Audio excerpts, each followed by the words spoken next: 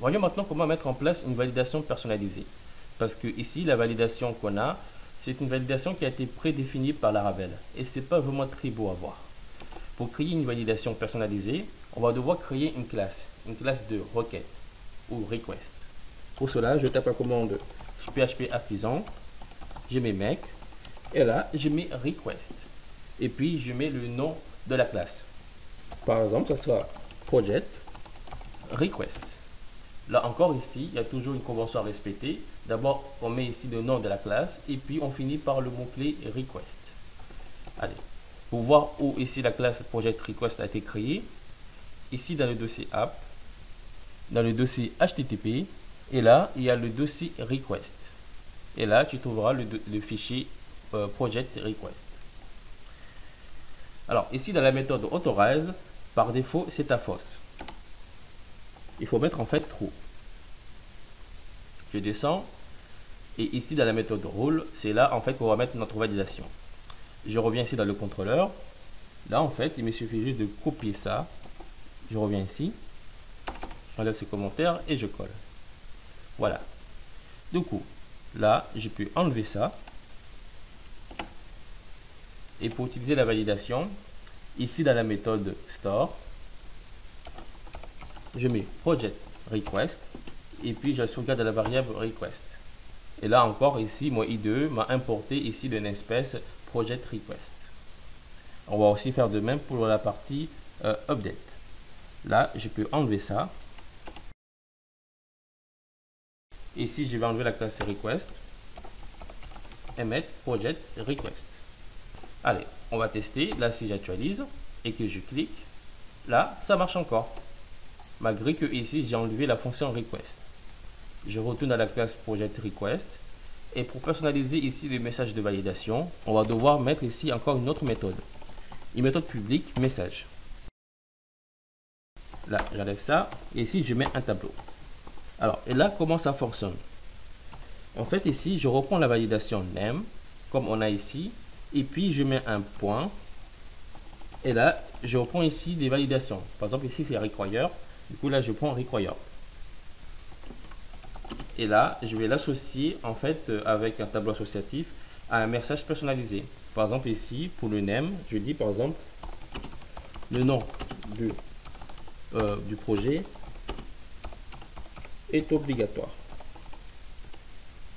Allez, on va tester. Si là, je clique, là, il me dit le nom du projet est obligatoire. Ici, je mets un virgule, je duplique. Là, on a le name required. Et là, je vais aussi mettre min. Je mets ici min. Là, j'enlève ça. Là, je dis que le nom du projet doit faire au minimum 6 caractères. Bon, là, c'est minimum. Et maintenant, je vais faire pour la partie description.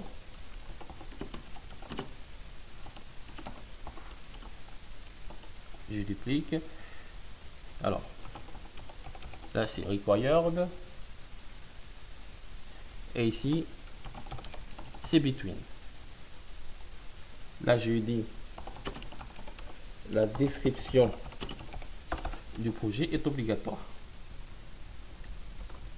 Et là, ici, pour les between, la description du projet doit faire entre 6 et 500 caractères.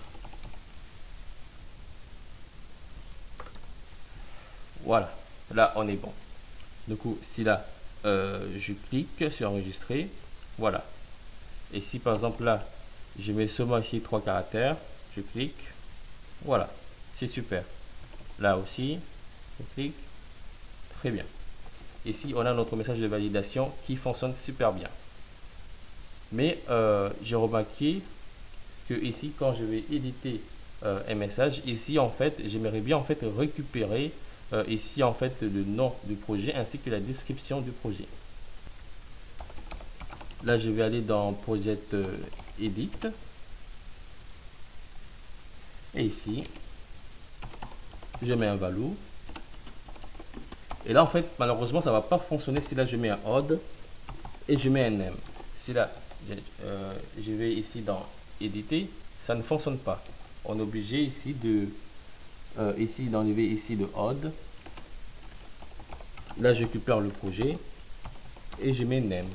Là, si j'actualise, voilà. Du coup, je copie ça et je vais faire de même pour la partie description.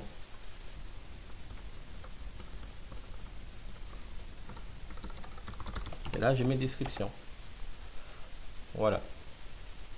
Et voilà comment mettre en place un message de validation personnalisé qui fonctionne super bien. En fait, il suffit que ici dans le contrôleur, ici dans la méthode store ainsi que la méthode update, de injecter ici la classe project request. Et là, à l'intérieur, c'est là qu'on mettra toute la partie validation.